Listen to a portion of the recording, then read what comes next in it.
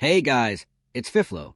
Over the years, several WWE superstars have publicly talked about transitioning into MMA. Even Dwayne Johnson once seriously considered the idea. He talked about going through a full 2-year MMA training camp before making a possible debut, but it never actually happened. The Rock later admitted, "I hate getting punched in the face." Honestly, fair enough. MMA definitely is not for everyone. Talking about fighting is one thing. Actually stepping into a cage is something completely different, especially when you already have a successful WWE career where you are not taking real punches and kicks every night. To make that jump, you need a completely different mentality. You need to have something savage inside you. But besides the most famous example, Brock Lesnar, there were a few other WWE stars who crossed over into MMA and actually performed surprisingly well. So enough talking.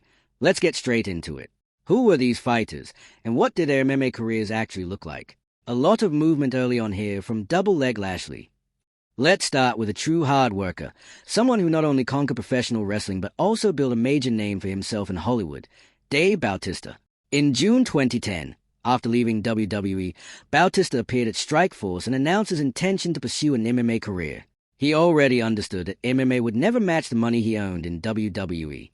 Bautista openly said, "I just want the experience. I'm not trying to build a huge MMA career. I'm doing this because I genuinely love it." And the passion was real.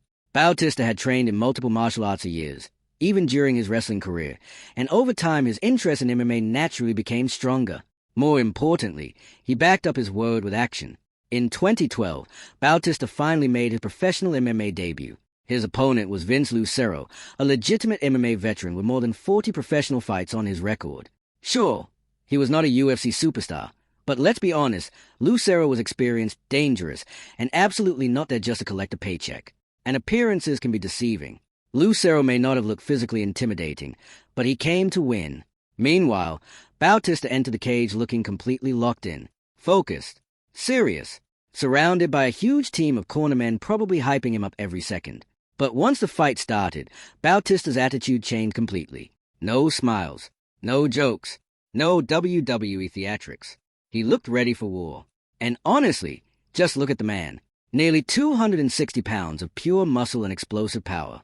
If someone built like that actually knows how to fight, that is a terrifying human being to stand across from. A lot of movement early on here from our double leg Lashley! But Vince Lucero looked confident too. In his mind, this was his moment. He was probably thinking, those muscles are not going to save you. Boy, I may not look shredded, but don't let the belly fool you. I've got that savage inside me. Once that bell rings, I become a different animal. This is my world, Dave.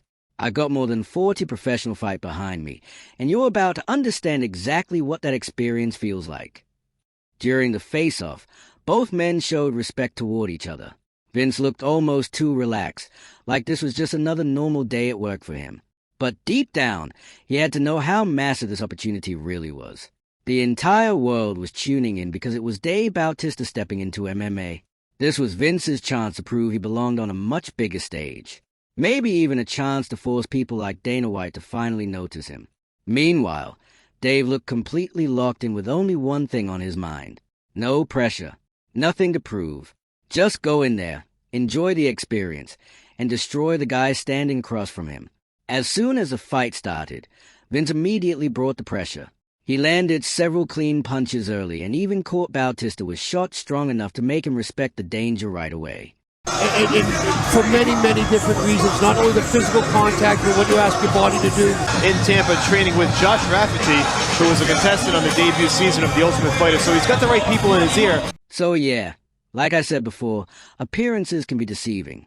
Vince Lucero entered the cage determined to show the difference between a seasoned MMA veteran and a fighter making his professional debut. From the opening moments, Dave Bautista experienced what it truly feels like to take real punches, not scripted wrestling exchanges or choreographed entertainment, but genuine shots thrown with bad intentions.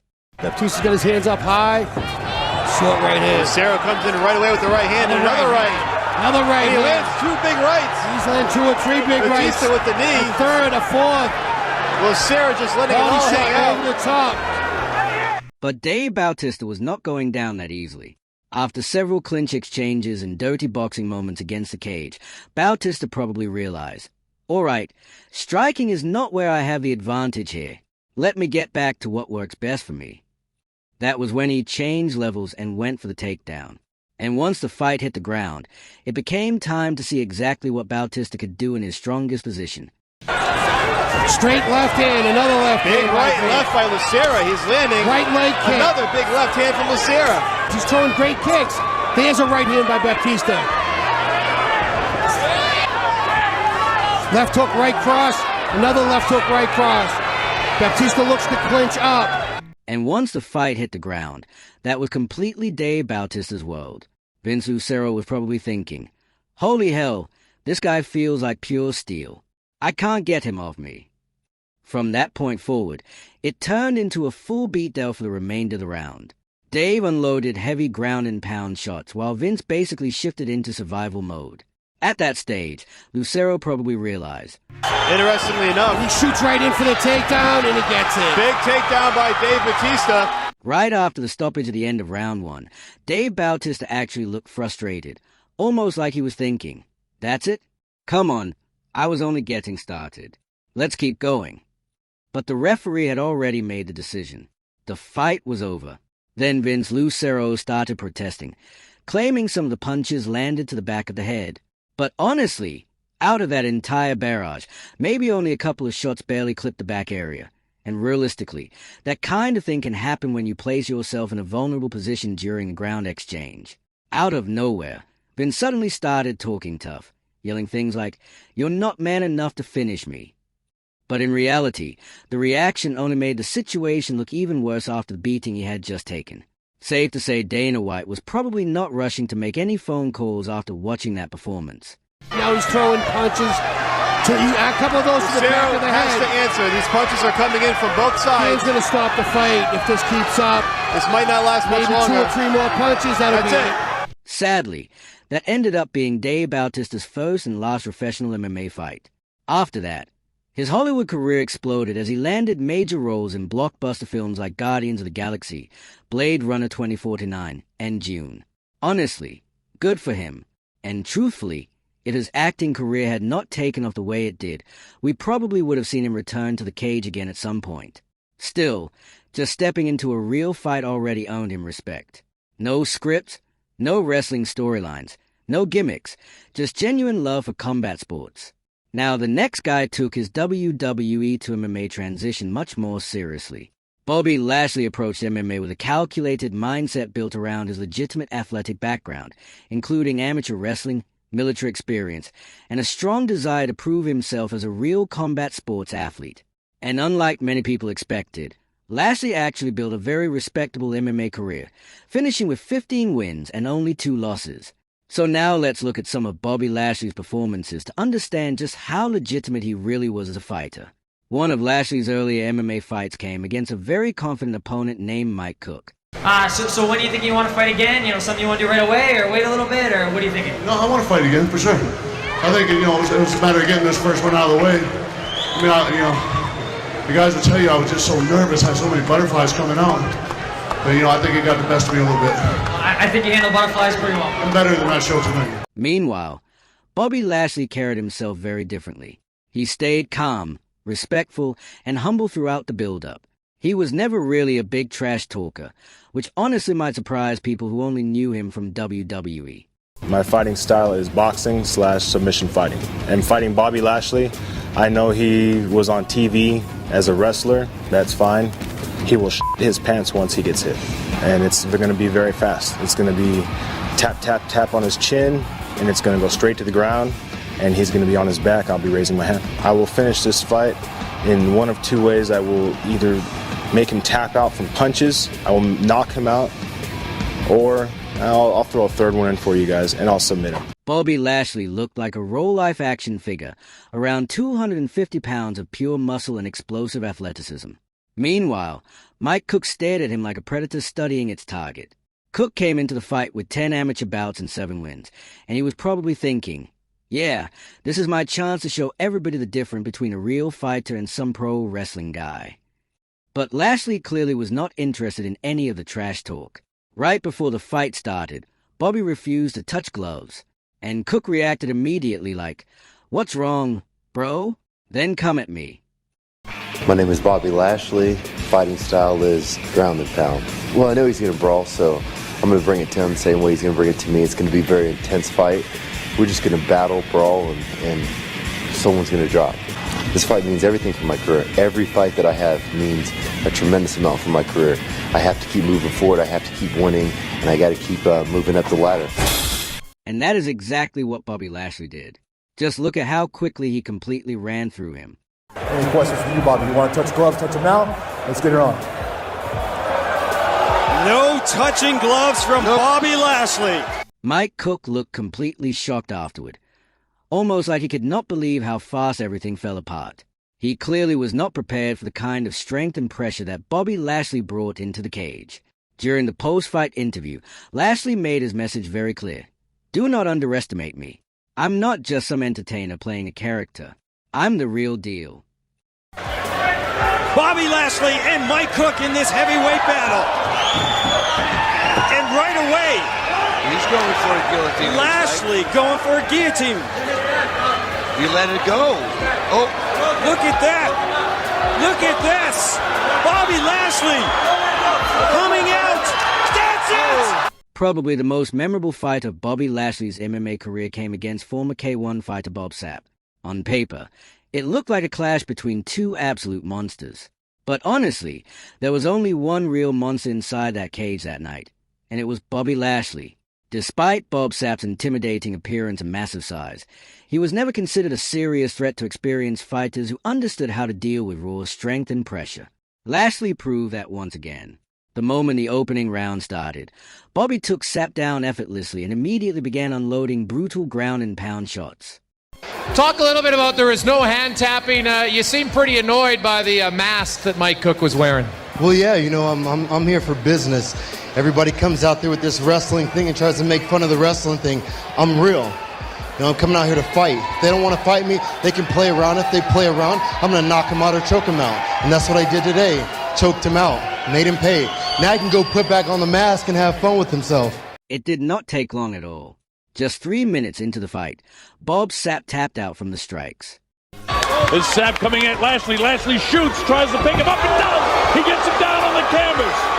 Bob Sapp holds the head in, and is Lashley going to crack at him with the right hand. Now the left hand's come down. How about this? He takes him right down where he doesn't want to be. Now in MMA, tapping out because of strikes is often viewed as a weak way to quit. But for Bob Sapp, that was nothing unusual. Honestly, it became almost part of his reputation over the years. Next, let's look at Bobby Lashley's fight against John OTT. By that point, Lashley already had 6 professional MMA fights on his record, so he was no longer just a WWE star experimenting with combat sports. He was beginning to develop into a legitimate fighter with real experience inside the cage. As soon as the fight started, Bobby came out doing exactly what he does best, exploding forward with a brutal slam that shook the entire cage. What he's got to do. Yeah, the crowd would be much happier if they got up on their feet and just blasted the daylights out of each other. Yeah, Sapp is taking a little bit of a beating here. Very heavy. He's tapping. He just tapped. Did he tap? He did tap. Yeah, he did tap. But the referee didn't see it. Yeah, I think he just tapped. Well, let's see how much more punishment. Now he taps. That's it. He's had enough. And you could immediately tell Bobby Lashley wanted to finish the fight as quickly as possible. Honestly, it almost looked personal, like John OTT owed him money or something, because the ground and pound that followed was completely savage and non-stop. A lot of movement early on here from double leg Lashley! Shakalaka! That was basically the entire story of round 1. Bobby Lashley unleashed absolute chaos and completely overwhelmed John OTT on the canvas with relentless ground and pound. You could almost imagine OTT thinking, man, is the referee ever going to stop this, or is he just going to let me suffer here? Popping out like a Christmas tree on the back there. Big right hand from Lashley. Oh, it's been caught now! Carry your weight the entire time. What? Took a clean forearm and another one to the side of the left eye. Bobby Lashley is unleashing hell, and again a tub-thumping elbow! But honestly, the referee looked almost as entertained by the beatdown as the crowd was. So yeah, the opening round belonged entirely to Bobby Lashley. Complete domination from start to finish. John OTT barely managed any offense at all and spent most of the round trapped in pure survival mode. Just taking incredible punishment. This is hard to watch. I'm trying to move his head. Throws up the hands. By the second round, Bobby Lashley was visibly slowing down. Carrying that much muscle comes with a price, and the fatigue was finally starting to show. Meanwhile, John OTT somehow still looked willing to keep fighting, almost like he was thinking, "All right, man, just take me down again and get it over with. Maybe the referee will finally save me." But Lashley looked more cautious in round 2. After going completely savage in the first round, he no longer had the same explosive energy. The power was still dangerous, but he was not attacking with the same non-stop aggression anymore. Still, around the 2-minute mark, Bobby secured another takedown. Lashley has just pictured up the face here of John Ott, but John Ott somehow still surviving. Cut, bruised, blasted. Oh, that could be it now. I'm taking punishment. The shots were not quite as explosive as the ones from round 1, but trust me, you still would not want to trade places with John OTT during that second round either. Then the third round finally made things interesting. Bobby Lashley looked completely exhausted. He attempted another takedown, but this time OTT successfully defended it. Bludgeoned and bruised and puffed up. He's in a bad position now because he let Lashley get the north-south, which leaves your head wide open. So unless you got a really good submission game from here or to hold a guy down there and hit him when he doesn't want to be held down or doesn't want to be hit. That said, Frank, could Lashley go for a submission from here? He's got a topside armbar. He's got a reverse. He's got a Kimura Americana on the other side. If he really gets crafty and rolling to a knee bar from this position. That forced both fighters to stay on the feet. And for the first time in the entire fight, John OTT actually started landing some clean strikes. He no longer looked like a helpless training dummy stuck underneath a wrestler. For the first time all night, he was finally having his own moment inside the fight. Angles, he's hitting and moving off, and Lashley looks a little confused. Yes, Ott's got some game. Ott's got some gusto. Still, by the middle of the third round, Bobby Lashley managed to drag John OTT back down to the canvas once again. But at that stage, Lashley was mostly controlling position and conserving energy. His gas tank was completely drained, and it was obvious. In the end, Bobby walked away with a decision victory, but the fight clearly showed that carrying that much muscle made it difficult for him to maintain a full 3-round pace. Even so, it was still an impressive performance overall, especially the first round, which was total domination from start to finish. Overhand right, and scores! No! Don't get sucked into the double leg! And he backs out. He's got game and he can throw these big haymakers and hit him one time, knock him down and get him a flash knockout. They've got to know that Lashley is ripe for the picking here! His next opponent was Kevin Asplund. And as soon as the fight began, Bobby Lashley immediately went back to doing what he does best, securing a powerful takedown almost right away. Bobby, how you feeling for this fight? And obviously you've taken some weight off also. And tell us the reasoning behind getting the weight off. Well, you know, I just went through a different kind of training camp this time. I wanted to be a little bit leaner, and I'm actually going to make my way down to 205. So here's the process starting. I mean, I think I weighed in a little bit under 240 today. I'm moving quicker, moving faster, a little bit more cardio, so I feel good. But Kevin Asplund turned out to be tougher to control than he initially looked. He used the cage intelligently to work his way back to his feet, showing solid awareness, balance, and defensive technique. Strong individuals here. Lashley shoots in for a single, gets that takedown. He's been working some subs with Josh Barnett. Asplund gets back to his feet. Walking up that cage, smart move. Still, Bobby Lashley stayed relentless. He dragged Kevin Asplund back down again and spent the rest of the opening round unloading heavy ground and pound shots from the top position. Trying to trap that arm with his shin. That is a big, strong man to have on top of you, pounding away.